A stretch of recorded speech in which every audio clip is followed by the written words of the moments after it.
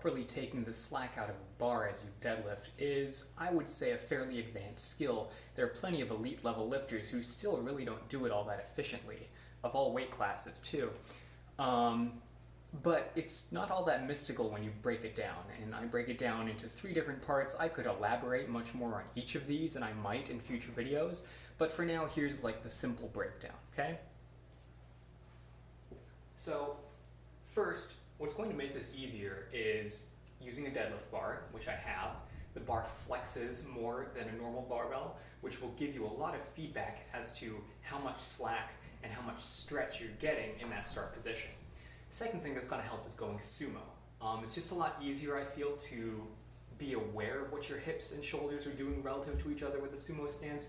Even if you pull conventional, it might be a better idea to try to learn taking the slack out with a sumo stance. Okay? So the first step is simply the external rotation of the hands and the feet. So if I take my hands, I am doing this, or imagining that I am, and I'm also imagining that I'm doing this with my feet. Okay, so I've got some external rotation going on. I am isometrically trying to turn my feet out, torque them into the floor, and I'm doing the same thing with my hands against the bar. So I'm going to set up, and I'm going to get just that external rotation going. So squeeze, squeeze, and you can see even now the bar is bending just a little bit, and that's from lat activation. Okay. The second step is to get the correct push going. So a lot of people, for the deadlift setup, just say, as a cue, push your feet into the floor rather than trying to lift the weight. Now that's a fine place to start, but if you end there, you're obviously leaving a lot on the table in terms of efficiency. So in addition to corkscrewing, I am going to push my feet down into the floor. I'm going to envision pushing the floor away from me, and I'm also going to pull on the bar to the same degree.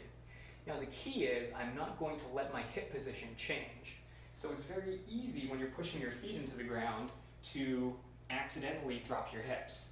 Okay? So I'm going to keep my hips the same height, corkscrew and push. So now I'm pushing as well as corkscrewing, and you can see now the bar is bending a little more. Okay? The third step, I would say, is the one that's most overlooked, and it really ties everything together. It's really going to be activating my anterior chain and locking my hips into the bar. So I am going to envision my adductors scooping my hips forward.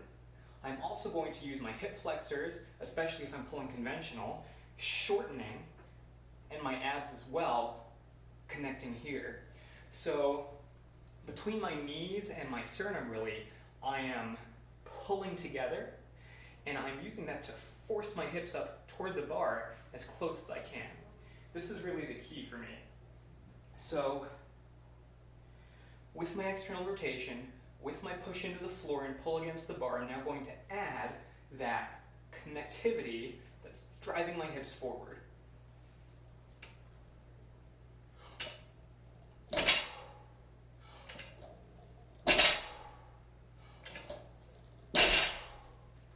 As you can see, that's enough to not only bend the bar, but also lift it off the ground. And this is something that should happen.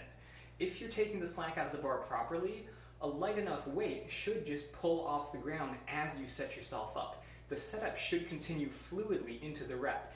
It shouldn't be, I'm going to try to take the slack out, and then I'm going to try to lift it. The slack should continue into the pull. Hope that helps.